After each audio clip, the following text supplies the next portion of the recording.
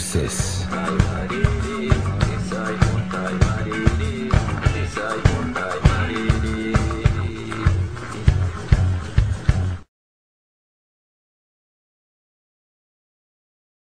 I think it's important not to rush to too many conclusions too fast, because essentially, you know, we don't know how our own brains work.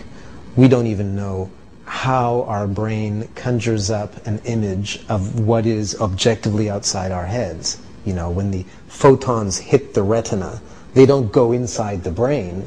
What actually happens is that information, that photon bombardment, is transduced into electrochemical information that is then decoded and classified and categorized back here at the back of the head where the visual cortex is. And then somehow that information, which is deconstructed into color, movement, depth, is reconstructed into an image that looks to me that it's outside my head, but it's actually being concocted inside my brain.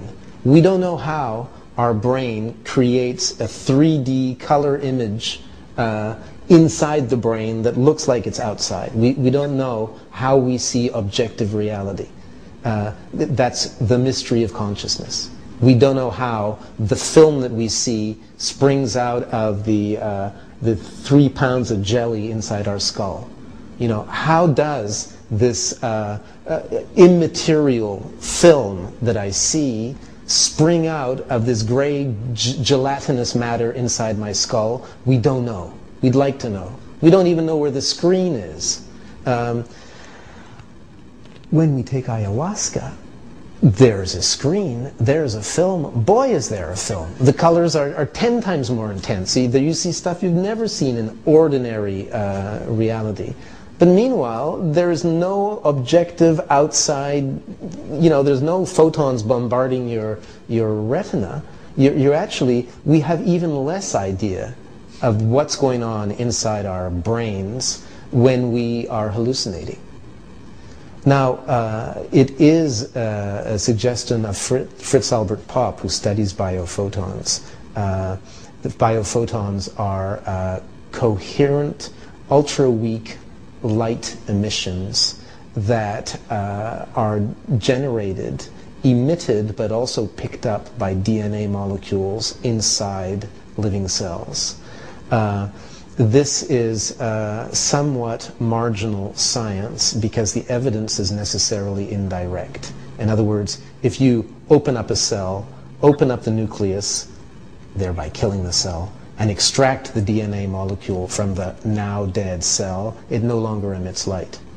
So you cannot observe directly DNA molecules emitting photons. However, you can measure the photon emission, and you can deduce by indirect and mathematical means that it's coming from the DNA. So biophoton emission by DNA molecules remains a subject where more research is needed.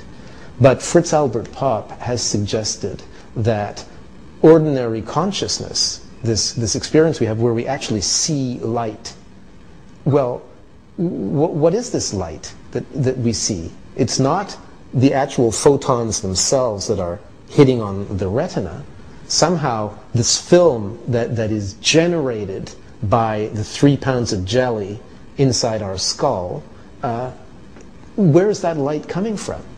Well, we know that our brains are filled with cells, and that cells are filled with DNA, and we also know that DNA is emitting and receiving photons. Perhaps there is a connection between our ordinary experience of consciousness and the biophoton emissions of our neurons. Perhaps when we hallucinate with ayahuasca, what is going on is that our brain is picking up biophoton emissions around us. We don't know where do these images come from. When we see all kinds of outlandish things that we've never thought about before, never seen before, when we are in ayahuasca visions, you know, the traditional explanation is, oh, this is all just stuff that's stored in your subconscious. But there are many among us who know that what we have seen is something that we've never seen before anywhere. So what is the origin of this information, of these visions? Where are they coming from? Well, a lot of the information seems to be about the biosphere around us. So perhaps as the biosphere, which is a layer of cell-based life, all the cells, all the grass, all the worms, all the fish, everybody, this layer of life, everybody's made of cells, everybody contains DNA, everybody has biophotonic emission. Perhaps, and let's underline perhaps, because at this point, we're just trying to figure out the mysteries of existence here. You know, what goes on in our minds when we have intense visionary experiences. Perhaps our brain is acting like a radio TV receiver, and ordinary consciousness is one program that the brain concocts. But then when you modify the consciousness, you're turning the channel and picking up biospheric television.